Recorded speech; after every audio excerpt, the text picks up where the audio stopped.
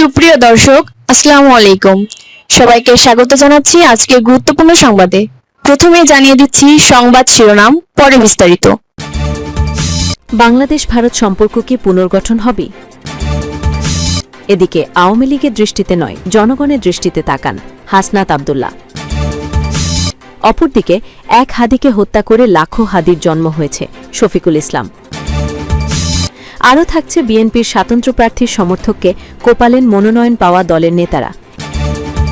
এবং সবশেষে থাকছে ইসির দাওয়াত পেল বিশ্বের ৩৩ দেশ ও সংস্থার নির্বাচনী প্রধানরা। শুনছিলেন সংবাদ শিরোনাম, এখন বিস্তারিত। তার আগে ছোট্ট একটি আবেদন, যদি আপনি ন্যায় ও মানবতার পক্ষে থাকেন লাইক দিন, বাংলাদেশকে ভালোবাসা দেখতে চাইলে কমেন্টসে লিখে জানান বাংলাদেশে শান্তি চাই, আর সাবস্ক্রাইব করুন আমাদের চ্যানেলটি, কারণ আমরা বলি সেই কথা যা অনেক মিডিয়া আড়াল করে। এখন চলুন বিস্তারিত দেখা যাক। ফরেন পলিসির বিশেষ প্রতিবেদন, বাংলাদেশ ভারত সম্পর্ক কি পুনর্গঠন হবে? বিএনপি চেয়ারপারসন ও সাবেক প্রধানমন্ত্রী খালেদা জিয়ার মৃত্যুতে ভারতের প্রধানমন্ত্রী নরেন্দ্র মোদীর শোক ও ঢাকায় তার জানাজায় দেশটির বিদেশমন্ত্রী এস জয়শঙ্করের উপস্থিতির মাধ্যমে বিএনপি নেতৃত্বাধীন সম্ভাব্য সরকারের প্রতি ভারত নতুন ধরনের বার্তা দিচ্ছে। ফরেন পলিসি ম্যাগাজিনে ভারত বাংলাদেশ উত্তেজনার চরমে শীর্ষক প্রতিবেদনে ভারত ও বাংলাদেশ কি সম্পর্ক পুনর্গঠন করতে পারবে উপশিরোনামে এক বিশ্লেষণী প্রতিবেদনে এসব কথা লিখেছেন আটলান্টিক কাউন্সিলের দক্ষিণ এশিয়া বিষয়ক সিনিয়র ফেলো মাইকেল কুগলম্যান। ওই প্রতিবেদনে দক্ষিণ এশিয়ার বর্তমান পরিস্থিতি বিশ্লেষণ করেছেন উইলসন সেন্টারের সাউথ এশিয়া ইনস্টিটিউটের সাবেক এই পরিচালক। এতে বাংলাদেশ অংশে তিনি লিখেছেন, সোমবার বাংলাদেশের অন্তর্বর্তীকালীন সরকার বিশ্বের অন্যতম মর্যাদাপূর্ণ ক্রিকেট লিগ আইপিএল-এর সম্প্রচার নিষিদ্ধ করেছে। কলকাতা নাইট রাইডার্স দল থেকে বাংলাদেশি তারকা ক্রিকেটার মুস্তাফিজুর রহমানকে সরিয়ে দেওয়ার পর এই সিদ্ধান্ত নেওয়া হয়েছে। মাত্র গত মাসেই দলে যোগ দিয়েছিলেন মুস্তাফিজুর। তাকে সরিয়ে দেওয়ার নেপথ্যে আনুষ্ঠানিকভাবে কোনো কারণ জানানো হয়নি, তবে এটি নাকি ভারতের মূল ক্রিকেট নিয়ন্ত্রণ সংস্থার নির্দেশে করা হয়েছে। এদিকে বাংলাদেশ জাতীয় ক্রিকেট দল ঘোষণা দিয়েছে আসন্ন টি-20 বিশ্বকাপের ম্যাচগুলো ভারতে খেলতে যাবে না তারা। এই অঞ্চলের মানুষ ক্রিকেট পাগল। উল্লেখযোগ্য কিছু ব্যতিক্রম ছাড়া এই খেলা এখানে সাধারণত ঐক্যবদ্ধ বন্ধন তৈরি করে।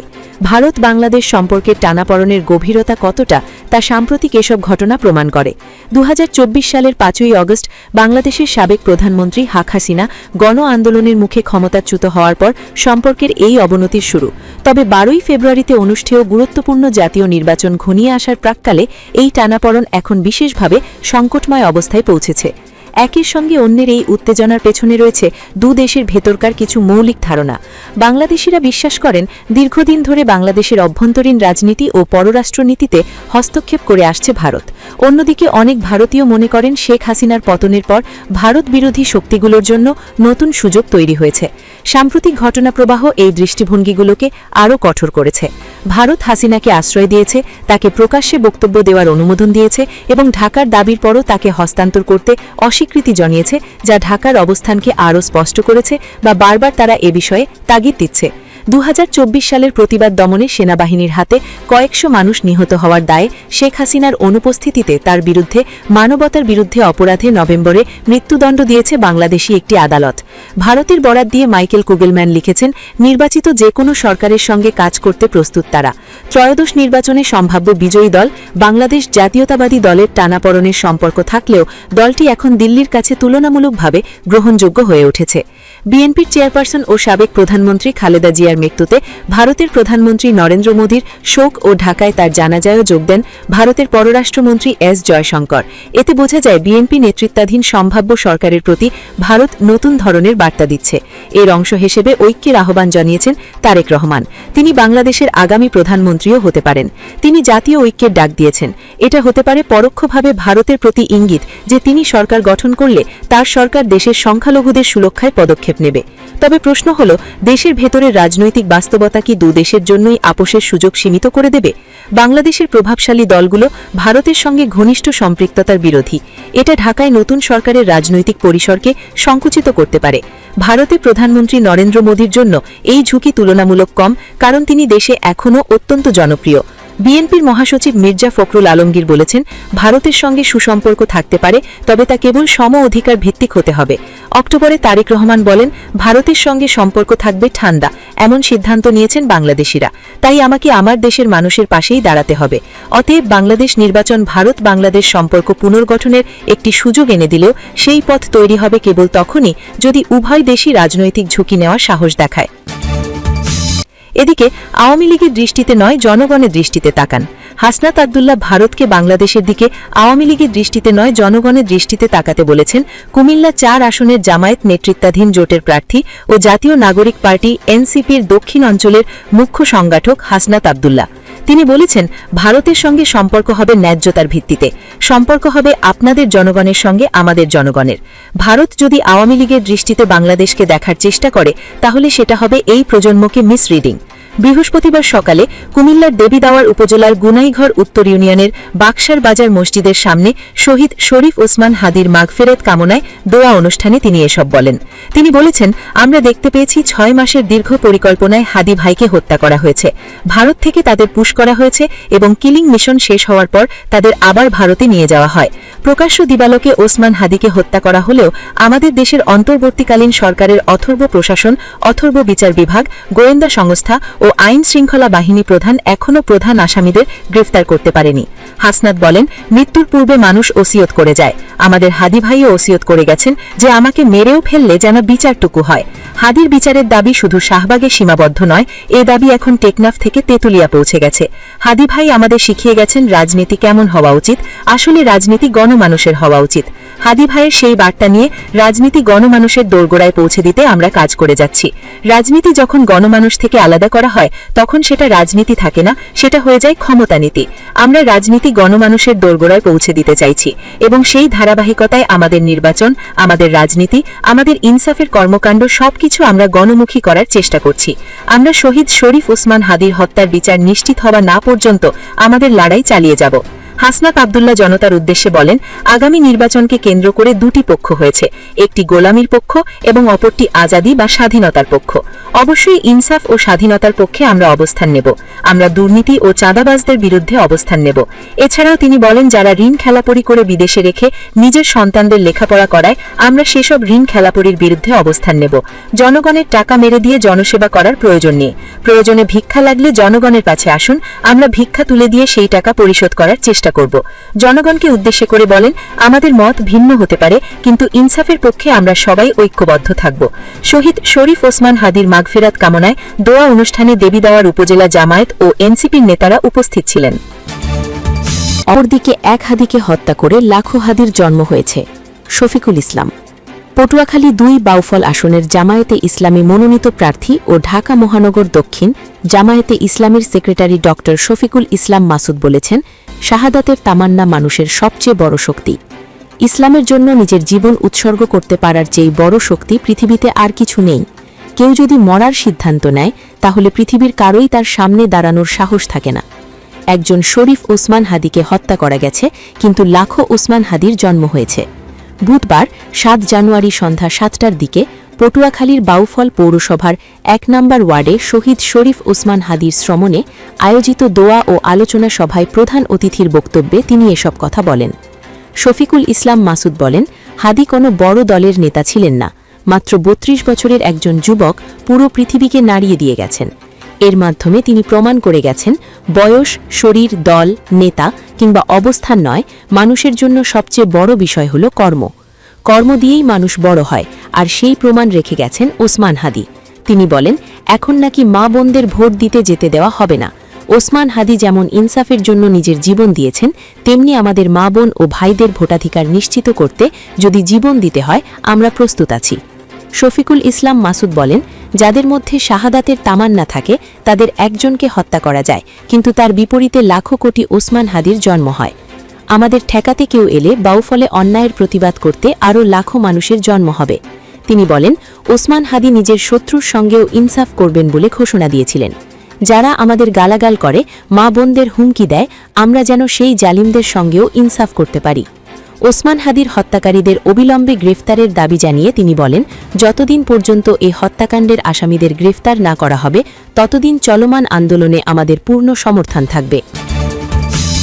আরও থাকছে, বিএনপির স্বাতন্ত্র প্রার্থীর সমর্থককে কোপালেন মনোনয়ন পাওয়া দলের নেতারা। নাটোরের সিংড়ায় আবু রায়হান ৪৫ নামে বিএনপির স্বাতন্ত্র প্রার্থীর এক সমর্থককে কুপিয়ে জখম করার অভিযোগ উঠেছে মনোনয়ন পাওয়া দলের নেতাকর্মীদের বিরুদ্ধে। বৃহস্পতিবার ৮ জানুয়ারি বিকেলে উপজেলার তাজপুর গ্রামীণ সড়কে এ ঘটনা ঘটে। জানা গেছে, আহত আবু রায়হান উপজেলার সিংড়া হিজলি এলাকার অফিজ উদ্দিনের ছেলে। তিনি ইটালি ইউনিয়নের ৯ নম্বর ওয়ার্ড বিএনপির সাধারণ সম্পাদক। স্থানীয় ও দলীয় সূত্রে জানা যায়, আসন্ন ত্রয়োদশ জাতীয় সংসদ নির্বাচনকে কেন্দ্র করে জেলা বিএনপির যুগ্ম আহ্বায়ক ও নাটোর ৩ সিংড়া আসনের স্বাতন্ত্র প্রার্থী দাউদার মাহমুদের চেম্বারে রাজনৈতিক আলোচনা শেষে বাড়ি ফিরছিলেন রায়হান। পথে তাজপুর এলাকায় তাকে একা পেয়ে বিএনপি মনোনীত ধানের শীষের প্রার্থী অধ্যাপক আনোয়ারুল ইসলাম আনুর সমর্থক যুবদল নেতা সোহানুর রহমান সোহান, রমজান, আউয়াল, মিঠু, ফরহাদ ও রবিউল তার ওপর অতর্কিত হামলা চালায়। হামলাকারীরা এলোপাথারি কুপিয়ে তাকে গুরুতর আহত করে ঘটনাস্থলে ফেলে রেখে পালিয়ে যায়। পরে স্থানীয়রা তাকে উদ্ধার করে হাসপাতালে নিয়ে যান। সিংড়া উপজেলা স্বাস্থ্য কমপ্লেক্সের মেডিকেল অফিসার ডাক্তার শিবলি নোমান বলেন, আহত ব্যক্তির 2 পায়ের গোড়ালি একেবারে ভেঙে গেছে। তার বড় ধরনের অপারেশন প্রয়োজন, তাই উন্নত চিকিৎসার জন্য তাকে রাজশাহী মেডিকেল কলেজ হাসপাতালে পাঠানো হয়েছে। আহত বিএনপি নেতা আবু রায়হান বলেন, আমি স্বাতন্ত্র প্রার্থী দাউদার মাহমুদের অফিস থেকে বাড়ি ফিরছিলাম। পথে বিএনপি প্রার্থী আনোয়ারুল ইসলাম আনুর সমর্থক সোহান, রমজান, আউয়াল, মিঠু, ফরহাদ ও রবিউল আমাকে চাইনিজ কুড়াল দিয়ে কুপিয়েছে। এ বিষয়ে জেলা বিএনপির যুগ্ম আহ্বায়ক ও স্বাতন্ত্র প্রার্থী দাউদার মাহমুদ বলেন, ধানের শীষের প্রার্থী আনু সাহেবের লোকজন আমার কর্মীকে কুপিয়েছে। আহত আবু রায়হান বিগত ১৭ বছর দলের আন্দোলন সংগ্রামী ছিল। তিনি একজন ত্যাগী নেতা। অপরদিকে যারা মেরেছে তারা হাইব্রিড বিএনপি। আমি প্রশাসনের দৃষ্টি আকর্ষণ করছি তাদের বিরুদ্ধে দ্রুত ব্যবস্থা নেয়ার জন্য। তবে অভিযোগের বিষয়ে নাটোর ৩ সিংড়া আসনে বিএনপি মনোনীত ধানের শীষের প্রার্থী অধ্যাপক আনোয়ারুল ইসলাম আনু সাংবাদিকদের বলেন, এ বিষয়ে আমি কিছু জানি না। এ বিষয়ে সিংড়া থানার ভারপ্রাপ্ত কর্মকর্তা ওসি আসম আব্দুল নূর বলেন, ঘটনাটি শুনেছি, তদন্ত সাপেক্ষে এ বিষয়ে প্রয়োজনীয় আইনগত ব্যবস্থা নেওয়া হচ্ছে। এবং সবশেষে থাকছে, ইসির দাওয়াত পেল বিশ্বের ৩৩ দেশ ও সংস্থার নির্বাচনী প্রধান। আসন্ন ত্রয়োদশ জাতীয় সংসদ নির্বাচন ও গণভোট পর্যবেক্ষণের জন্য ব্যাপক প্রস্তুতি গ্রহণ করছে ইসি কমিশন। স্বচ্ছতা ও গ্রহণযোগ্যতা নিশ্চিতে এবার ভারত, পাকিস্তান, কানাডা ও অস্ট্রেলিয়া সহ বিশ্বের ২৬ দেশ ও ৭টি আন্তর্জাতিক সংস্থার নির্বাচনী প্রধানকে নির্বাচন পর্যবেক্ষণের জন্য আমন্ত্রণ জানিয়েছে নাসির কমিশন। এই ২৬ দেশ ও ৭টি সংস্থা থেকে মোট ৮৩ জনকে আমন্ত্রণ জানানো হয়েছে বলে জানিয়েছে ইসি। পর্যবেক্ষকদের আতিথেয়তার বিষয়ে ইসি জানায়, এসব দেশ ও সংস্থা থেকে আগত মোট ৮৩ জন বিদেশি পর্যবেক্ষকের আবাসন এবং খাবারের যাবতীয় ব্যয়ভার বহন করবে নির্বাচন কমিশন। আন্তর্জাতিক অঙ্গনে নির্বাচনের বিশ্বাসযোগ্যতা তুলে ধরতেই কমিশনের পক্ষ থেকে এই উদ্যোগ নেওয়া হয়েছে। যেসব দেশ ও সংস্থার প্রধানদের আমন্ত্রণ জানিয়েছে ইসি, দেশগুলোর মধ্যে রয়েছে প্রতিবেশী দেশ ভারতে প্রধান নির্বাচন কমিশনার হিসেবে দায়িত্ব পালন করছেন গণেশ কুমার, পাকিস্তানে প্রধান নির্বাচন কমিশনার সিকান্দার সুলতান রাজা এবং নেপালে রামপ্রসাদ ভান্ডারী। অন্যান্য দেশের মধ্যে রয়েছেন ভুটানের ডিকি পেমা, প্রধান নির্বাচন কমিশনার, শ্রীলঙ্কার RMAL রত্নায়কে চেয়ারম্যান, মালদ্বীপের মোহাম্মদ জাহিদ প্রেসিডেন্ট, ইংল্যান্ডের মোহাম্মদ আফিফুদ্দিন চেয়ারম্যান, ফিলিপাইন্সের attorney George Erwin M Garcia প্রধান অফিসার, জাপানের Furuya Masataka chair central election management council, দক্ষিণ কোরিয়ার রো তায় আক চেয়ারম্যান ন্যাশনাল ইলেকশন কমিশন। এছাড়া পশ্চিমা দেশগুলোর মধ্যে কানাডার চিফ ইলেকটোরাল স্টিফেন পেরাল্টো, ফ্রান্সের কনস্টিটিউশনাল কাউন্সিলের প্রেসিডেন্ট রিচার্ড ফেরান্ড ও রাশিয়ার চেয়ারপারসন হিসেবে দায়িত্ব পালন করছেন এলা আলেকজান্ড্রোভনা পামফিলোভা, অস্ট্রেলিয়ার জেফ্রি পোপ APM ভারপ্রাপ্ত নির্বাচন কমিশনার, নিউজিল্যান্ডের Karl Le Quesne chief electoral, তুর্কির আহমেদ ইয়েনার চেয়ারম্যান, জর্ডানের HE engineer Musa Maitah chairman of board of commissioners, নাইজেরিয়ার professor Joash Ojo আমুপিতান chairman, south আফ্রিকার সাই মামাবোলো চিফ ইলেকটোরাল। এছাড়া Kazakhstan, Uzbekistan, Georgia, Romania, Malaysia ও মঙ্গোলিয়ার নির্বাচনী প্রধানদের নাম তালিকায় অন্তর্ভুক্ত করা হয়েছে। আন্তর্জাতিক সংস্থার মধ্যে সার্ক মহাসচিব মোহাম্মদ গোলাম সারোয়ার, কমনওয়েলথ মহাসচিব শার্লি বচময় ও ওআইসির মহাসচিব Hissein Brahim Taha, NDI Tamara Wittes president, IRI president Daniel Twining, আনফ্রেলের chairman HE. Rohana N Hettiarachchi, এডব্লিউইবির সেক্রেটারি এইচ.ই. ড. হার্নান পেনাগোস জিরাল্ডো সহ আরও অনেকে রয়েছেন। দ্বাদশ সংসদ নির্বাচন 2024। এই নির্বাচনে 40টি পর্যবেক্ষক প্রতিষ্ঠানের 517 জন বিদেশি এবং স্থানীয় 84টি প্রতিষ্ঠানের 20,256 জন দেশি পর্যবেক্ষক অংশ নিয়েছিলেন। একাদশ সংসদ নির্বাচন 2018। এই নির্বাচনে 81টি দেশি প্রতিষ্ঠানের 25,900 জন প্রতিনিধি ভোট পর্যবেক্ষণ করেছিলেন।